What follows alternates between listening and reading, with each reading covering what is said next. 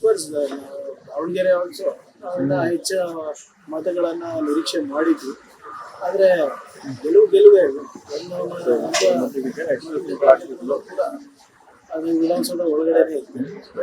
ಇನ್ನೂ ಸ್ವಲ್ಪ ಹೆಚ್ಚಿನ ಸಂಖ್ಯೆ ಬರಬೇಕಾಗಿತ್ತು. ಪಕ್ಷದ ಒಳಗಡೆ ಚರ್ಚೆ ಅಲ್ಲಿ ಶೃಂಗೇರಿಯಲ್ಲಿ ಕೂಡ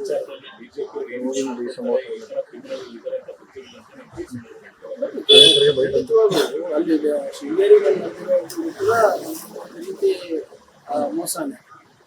ಯಾವ ರೀತಿ ಅವರು ಬ್ಯಾಲೆಟ್ ಪೇಪರ್ಗಳನ್ನೇ ಚೇಂಜ್ ಮಾಡಿಬಿಟ್ಟಿದ್ದಾರೆ, ಯಾವ ರೀತಿ ಬಿಜೆಪಿ ಅಭ್ಯರ್ಥಿ ಹೆಸರನ್ನ ಟಿಕ್ ಮಾಡಿದ್ದಾರೆ, ಹೇಗಾಗಿದೆ ಏನಾಗಿದೆ ಅಂತ ಯಾರಿಗೂ ಗೊತ್ತಿಲ್ಲ. ಸೆಂಟ್ರಲ್ ಅಬ್ಸರ್ವರ್ ಕೂಡ ರೈಟಿಂಗ್ ನಲ್ಲಿ ಕೊಟ್ಟಿದ್ದಾರೆ ಇದ್ರ ಬಗ್ಗೆ ತನಿಖೆ ಆಗ್ಬೇಕು ಅಂತ.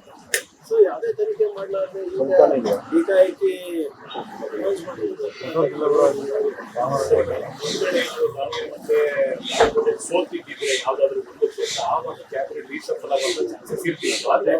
ಅದಕ್ಕೆ ಇದಕ್ಕೆ ಸಂಬಂಧ ಇಲ್ಲ.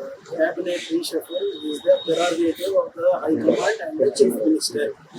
ಅದಕ್ಕೆ ದಾವಣಗೆರೆಗೆ ಅದಕ್ಕೆ ಮಾತನಾಡಿಕೊಂಡಿದ್ದೆ ಯಾವುದೇ ಲಿಂಕ್ ಇಲ್ಲ. ಕ್ಯಾಬಿನೆಟ್ ರೀಶಫಲ್ ಅನ್ನೋ ಪ್ರಕ್ರಿಯೆ ಏನಿದೆ ಇದು ಸಹಜವಾದಂಥ ಪ್ರಕ್ರಿಯೆ. ಯಾವಾಗಲೂ 2-2.5 ವರ್ಷ ಬದಲಾವಣೆಯನ್ನು ನಾವು ಕಾಣ್ತೀವಿ. ಅದೇ ಪಕ್ಷ ಇರ್ಬೋದು, ಯಾವುದೇ ಸರ್ಕಾರ ಇರ್ಬೋದು. ಇಲ್ಲ ಅದ್ರ ಬಗ್ಗೆ ಸದ್ಯ ಚರ್ಚೆ ನೋಡೋಣ. ಆದರೆ ಅದಕ್ಕೆ ಬಾಗಲಕೋಟೆ ದಾವಣಗೆರೆ ಸಂಬಂಧ